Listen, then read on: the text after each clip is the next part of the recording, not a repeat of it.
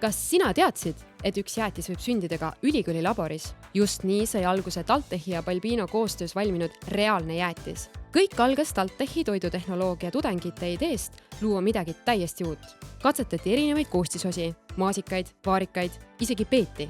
Pärast mitmeid katseid jõuti lõpuks võiduvalemini, kuhu kuuluvad rabarber ja punased sõstred, mis annavad jäätisele nii iseloomuliku värvi kui ka mõnusalt värske maitse. Kui retsept oli paigas, jõudis idee laborist Balbino toidutehnoloogideni ja sealt edasi juba tootmisse.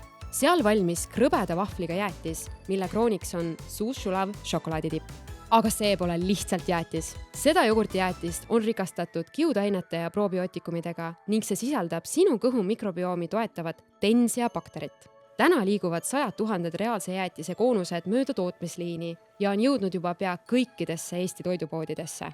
See on lugu sellest, kuidas reaalsed teadmised, katsetamine ja koostöö viivad reaalse asjani, mida igaüks saab päriselt maitsta. Reaalne jäätis, loodud TalTechis, valmistatud Balbinos.